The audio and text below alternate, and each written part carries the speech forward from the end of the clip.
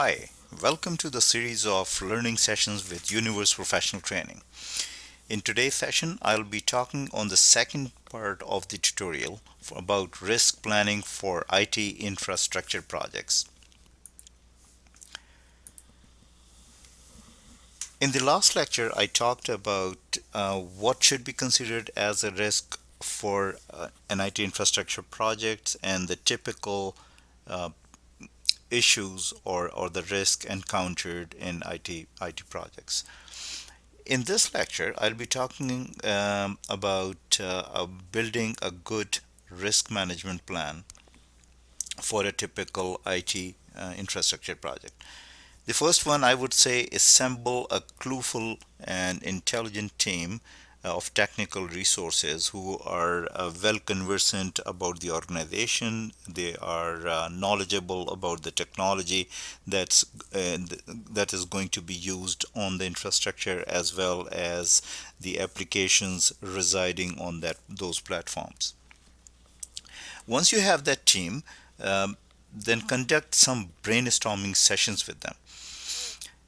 Keep the business requirement in scope, not digressing moving away from the scope.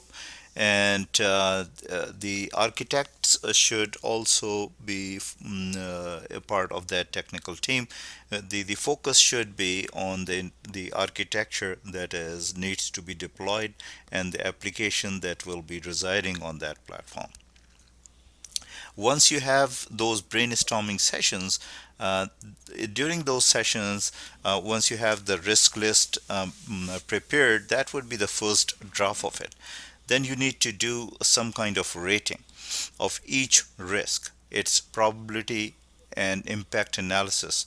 Do the probability analysis, like how certain you are or the team is for that risk to happen. Is it most likely to happen, certain, or just likely, maybe, or unlikely to happen? So, in that range of possible probabilities, assign a category for its the probability of that risk to happen.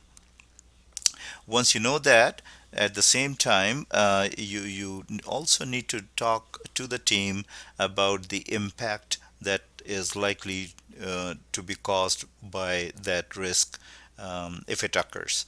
Is it going to be critical, meaning massive, or is it a high priority impact, or a medium, or pretty insignificant? Even if it happens, although not desirable, but it is insignificant.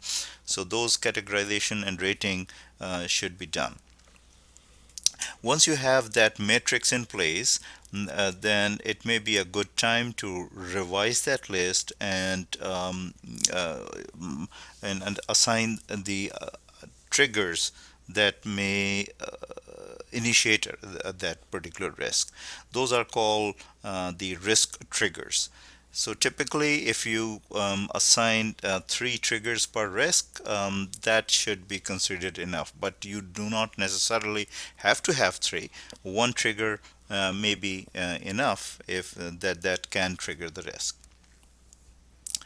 The best way or an ideal way to identify the triggers is if you identify the team into subgroups, like an Oracle or the risk associated with the Oracle database may not need to be discussed with the entire team, or the person who is responsible for networking or the data center cabling.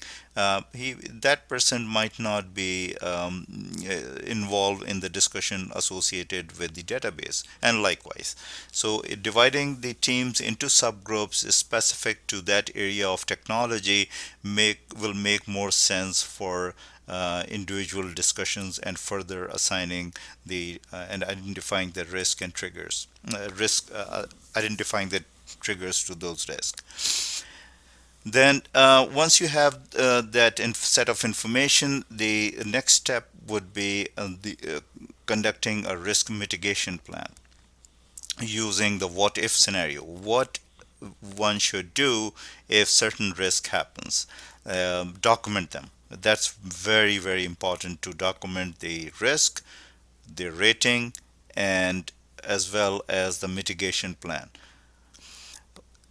It is important to assign one single person to each risk who will be responsible for initiating the action. That person doesn't need to act alone. There could be a team that may be formed to take care of that eventuality, but there should be one owner of each risk. Once that risk happens, or if it occurs, one person will take the lead to initiate the actions or the mitigation action for that risk. Then the last, I would say, discuss and document the risk monitoring plan. How do you monitor that certain risk is close to happening? Are the triggers very close to fire? And there is a way to control and report and monitor the risk mitigation plan.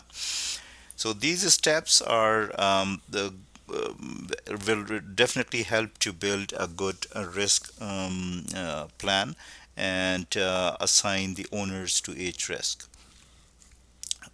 In my last lecture, I think I briefly mentioned about the negative and positive risk. What are those?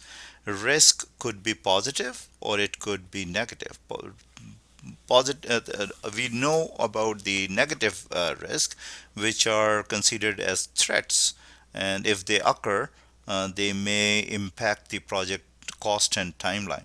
But at the same time, there could be positive threats like innovations in technology. Those are the opportunities, and that may be leveraged on and included as part of the project. And some innovations in the technology are good for the businesses. So we need to identify and document those risks. And the another thing that I wanted to talk about is the preventive actions. If we can avoid a risk by taking certain preventive action, that's definitely good for the entire project. So that is, in the nutshell, briefly, I tried to summarize how to do a good risk management planning. Thanks for listening. Stay tuned for other lectures on different topics on project management. Bye for now.